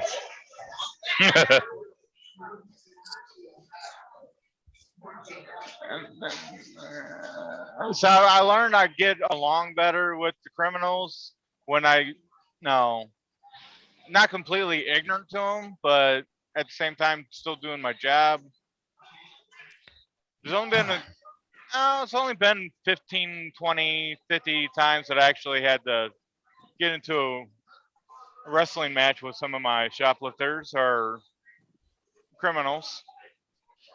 Well, I had a policy. You always start out, you treat them with dignity and respect. And if that's not what they want, they will find a way to let you know, and then you can adjust. I always move to their level where they're at. I try to be at.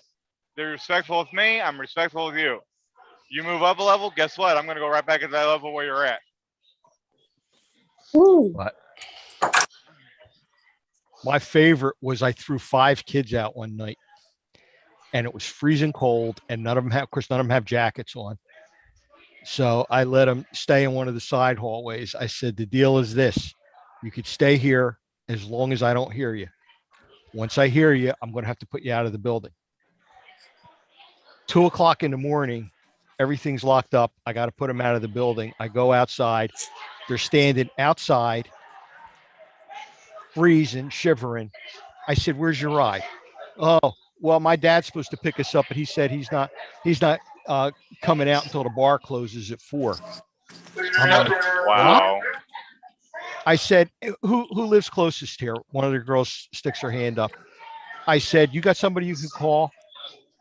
And she calls, and, she says, my mom said everybody can wait at our house, but she doesn't have a car.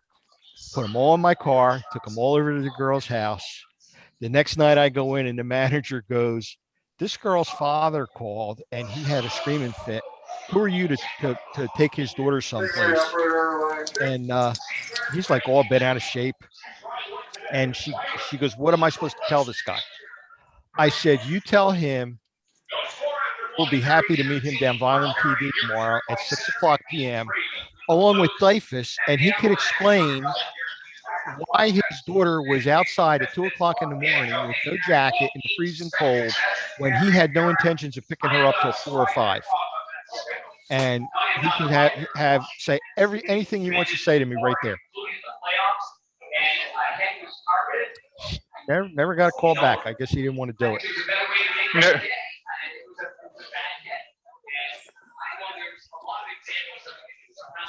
It was so much easier when I was a cop. You got to do what I tell you, or I'm going to lock you up. It's that simple. Mm-hmm. I miss that working security.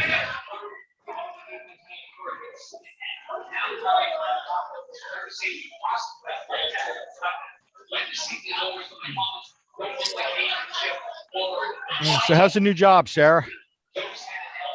It's going. Being harassed by you know who, as usual. He still hasn't comprehended the whole situation yet. And I'm not sitting over here crying, having a panic attack or anything. I'm just like, whatever. You're being stupid. What you got to do is go, I don't have time to talk to you. Here, call back and leave a message. Well, no, he doesn't. I have him blocked. So the only communication that we have is on the court app. So. Oh, that makes it even better. Oh yeah, so it's documented. So every temper tantrum that piece of shit has, yeah, it's documented, and it's great. So I'm gonna say it's great.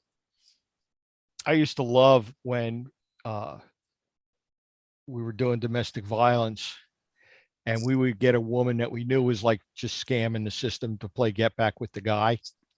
Yeah. And we had one.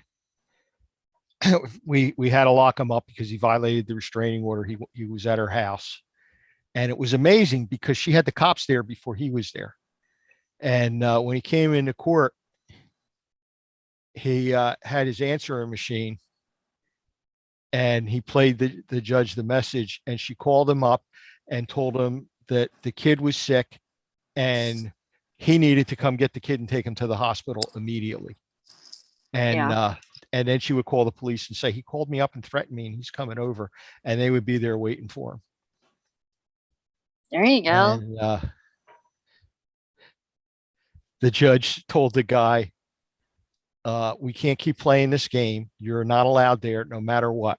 So if she calls and said, your son needs to go to the hospital, you call an ambulance and they will bill her the $1,000 for the ambulance ride, and she will pay it or she will answer to the court. And that kind of put a little fear of God into her. Oh yeah. I had another friend that was a cop that every time his wife wanted more alimony, she would file a restraining order against him. So he would have to go on desk duty and until she got it. And she screwed up because she couldn't get him on the phone one day, and she left a message on his answering machine and said, I want another $50 a month in alimony. And if you don't give it to me, I'm going to do just like I did every other time and say you called up and threatened me and get a restraining order, and I'm not going to drop it until I get my money.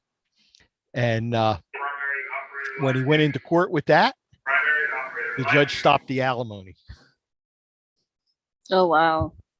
So that backfired big time. You got to be careful what you say when there's an answer machine or a recording, Oh yeah. especially in New Jersey, since only one person has to know you're recording, and that could be you. Yeah.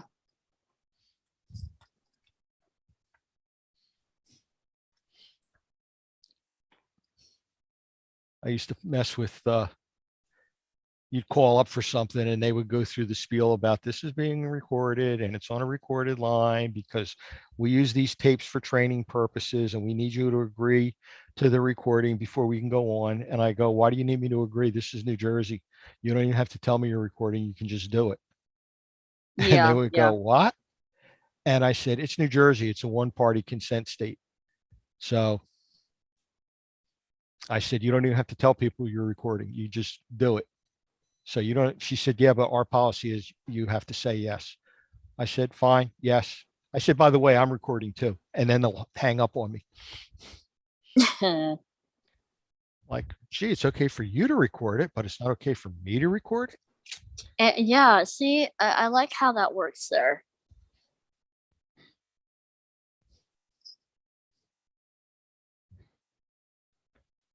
So,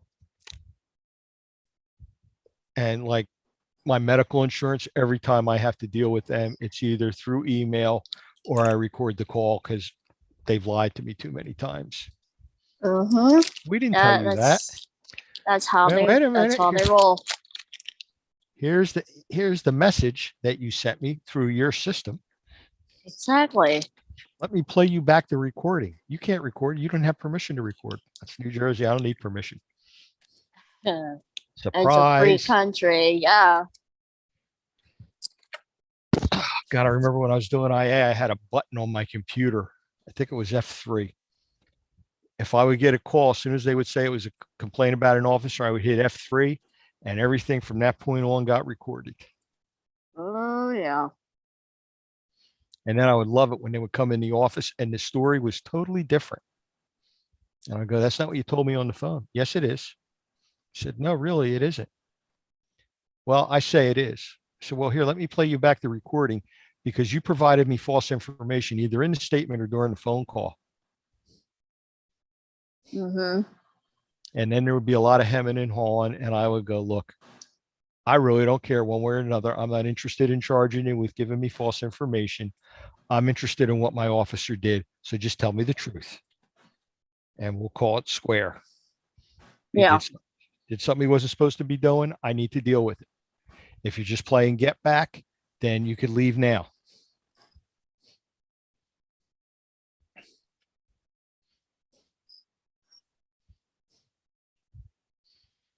But always something. Oh yeah.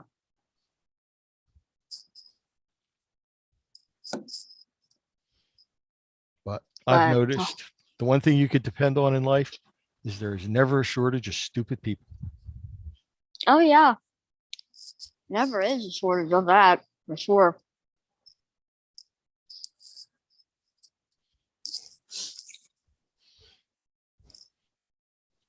So I got my first therapy session next Wednesday.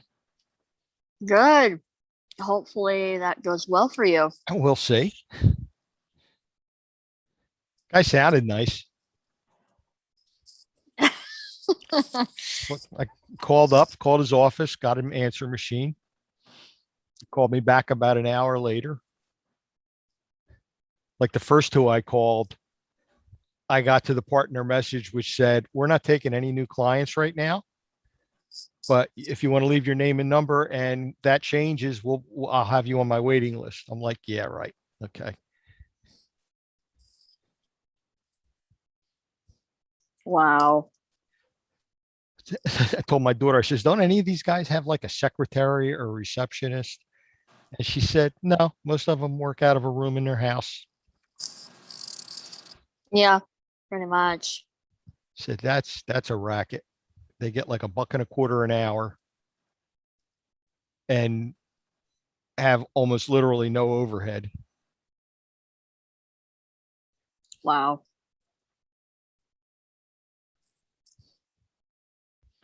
But we'll see. Figure what's the worst that could happen? The guy helps me.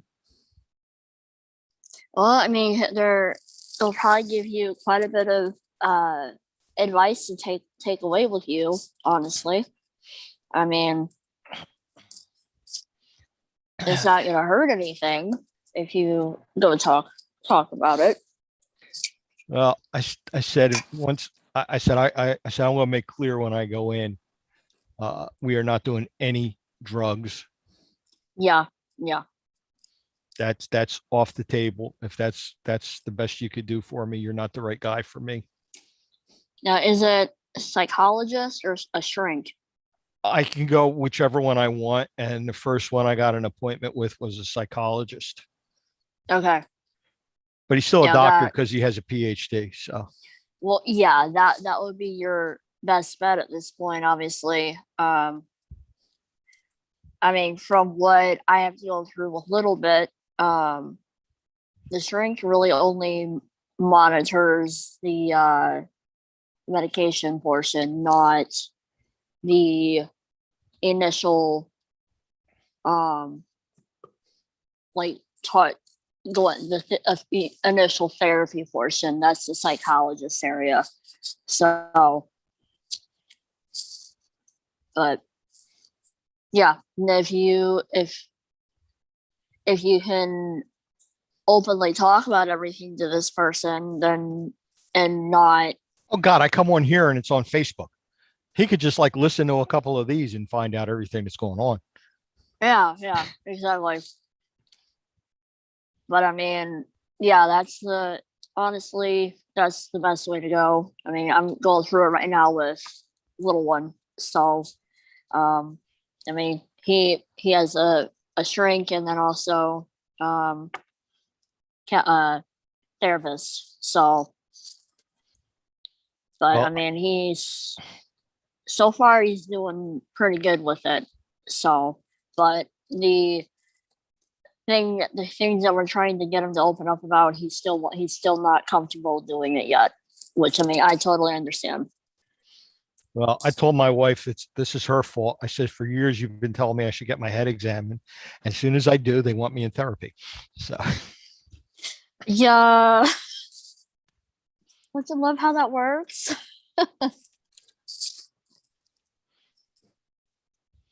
it's like, really? Neurologist says you definitely have PTSD. I said, well, I could have told you that when I walked through the door. Well, yeah, you're a former police officer, I said, and oh no, she's like talking like just from like back in March to now. She don't even know about that. wow. I mean, yeah, a lot of people have mental health disorders and other issues going on mentally, and yeah, they could diagnose you and put you on medication all day, every day. But Nope, no My- meds. no, I mean, my thing is that you need to you need to pinpoint exactly what you're treating, and then get the appropriate therapist to take that on and help you in that specific area, not just I mean, there's a very broad spectrum of mental health issues.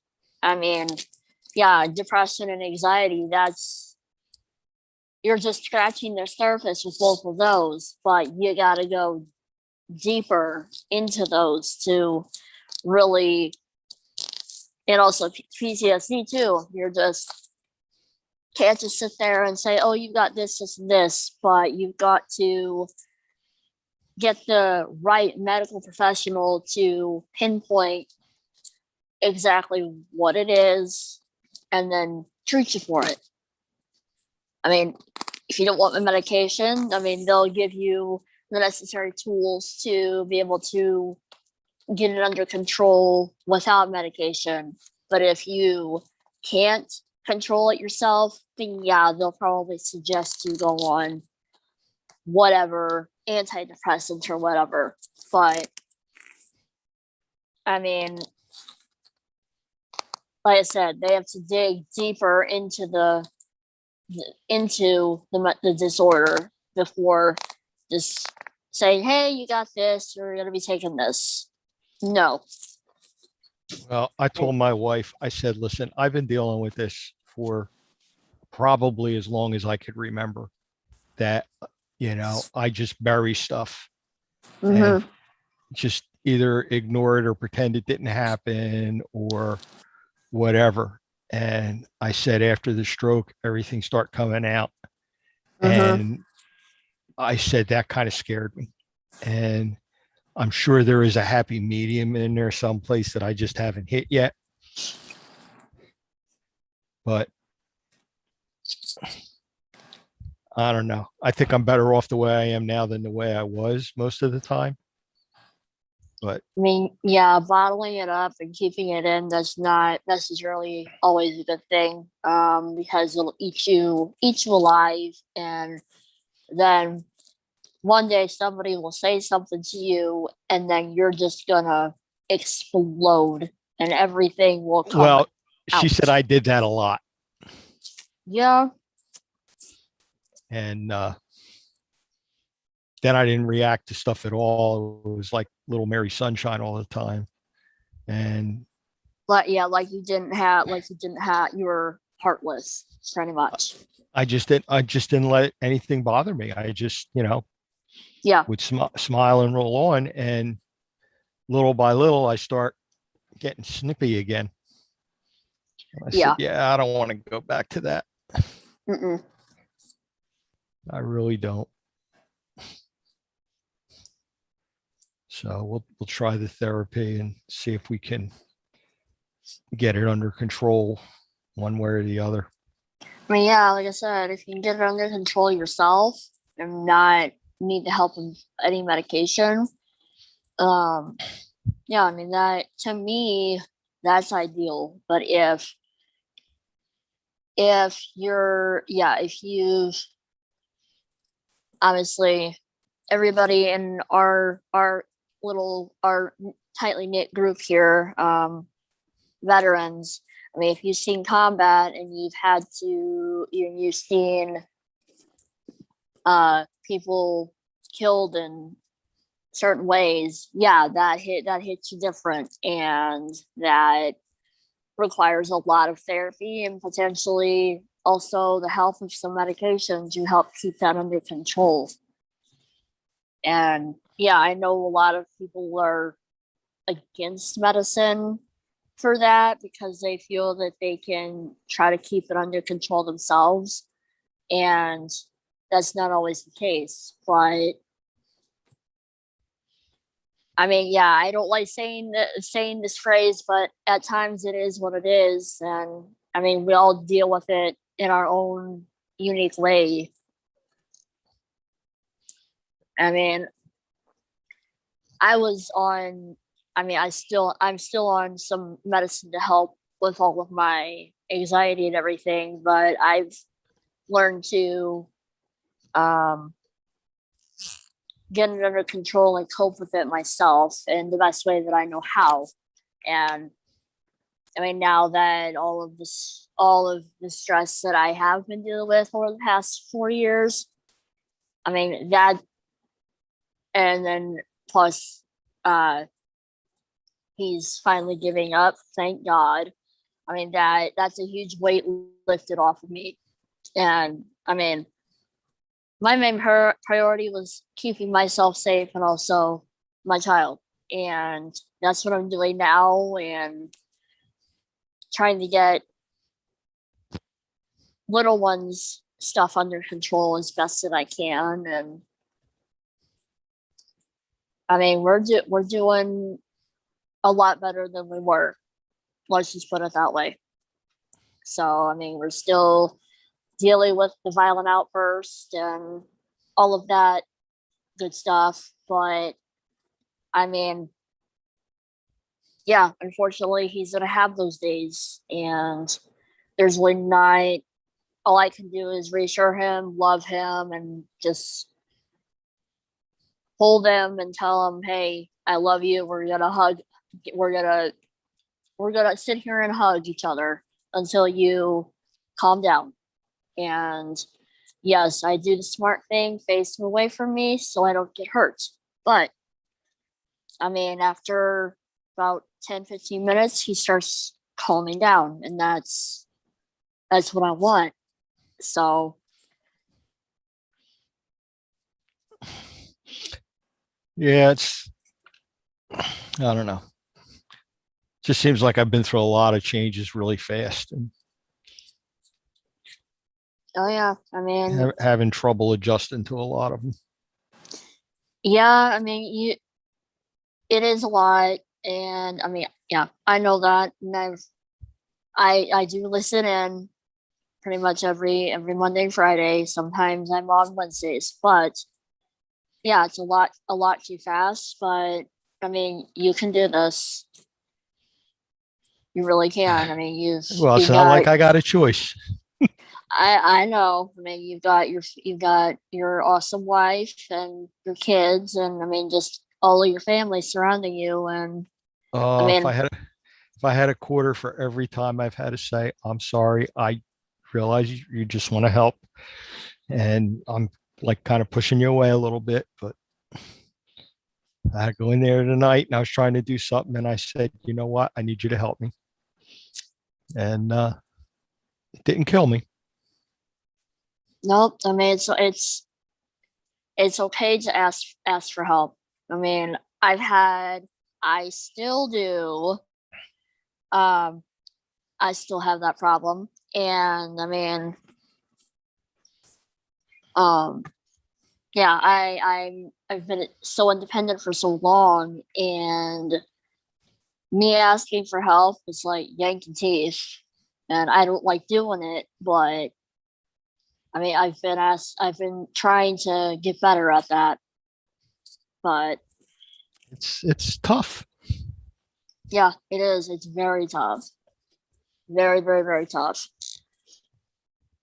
And I mean, it feels like you're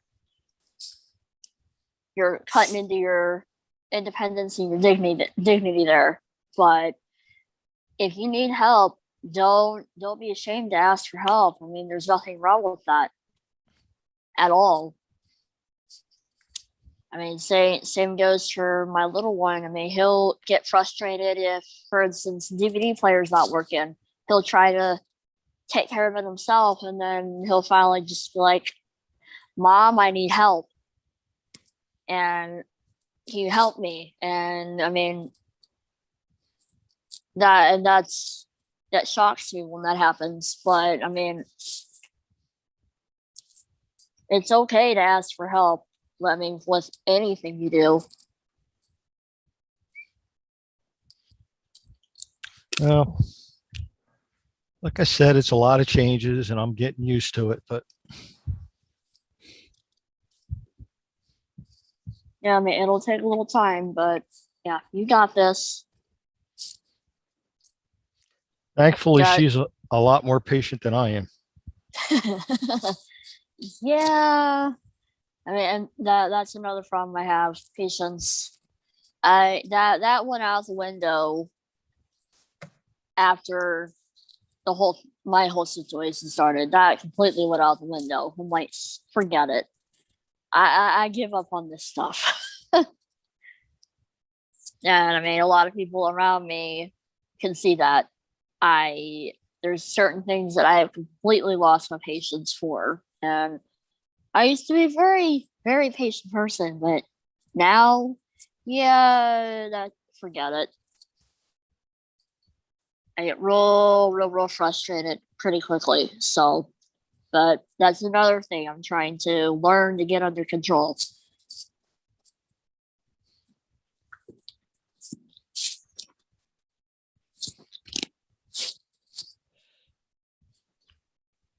Well, I think we're pretty lucky. We got a good group here. Oh yeah, we do.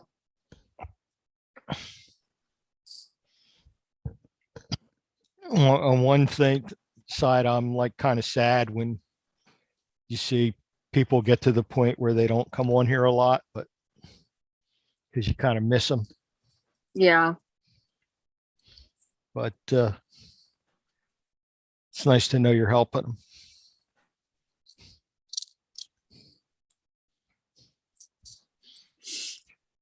So I told my wife, I said, I'm definitely doing the golf tournament next week.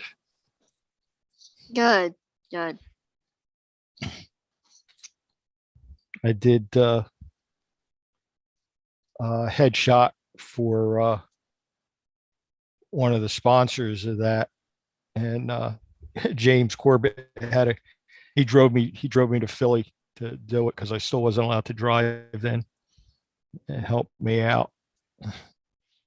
So I mean, we got good people, though it's not,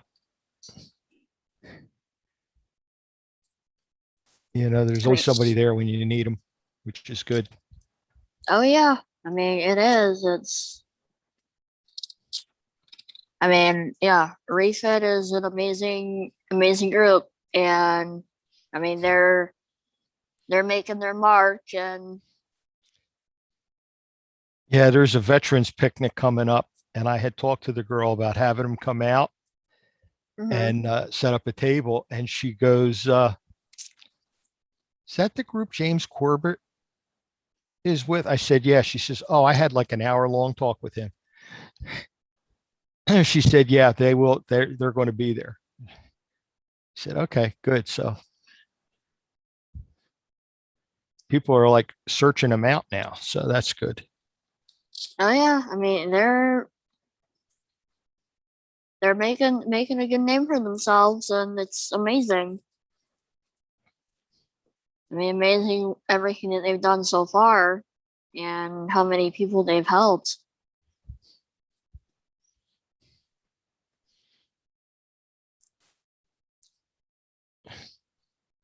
Yeah, I think one thing that helped me is, like being able to be part of this, I think has helped me a lot because it gives me a little bit of purpose. Oh yeah. I think when you lose that, that's when things really get bad. Yeah.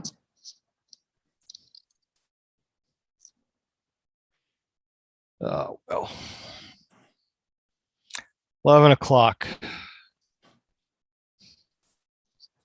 10 What do you o'clock think? here. Time to call? Yeah. Yeah. All right. Well, I hope everybody has a good weekend, and hopefully I'll see everybody on Monday. Be Stay back safe. Monday. Thank you. And Have a good night. You too. Hope it stays quiet. Oh, you More. had to say that word. quiet? What's quiet? There's no such Last thing as time- quiet. No, you just don't say that word when it's going smooth, because then all hell breaks loose. Thanks a lot, Bruno. Sorry. I forgot. You're not sorry. You should. Don't you remember that back in law enforcement? You don't say that word when you're on duty. It used to be like you're so bored and you don't know whether to wish something would happen or you just stay bored all night. Yeah. And whichever way it went, you were never satisfied. Yep. All right. Stay safe, Ron. Will do. We'll see you. See ya.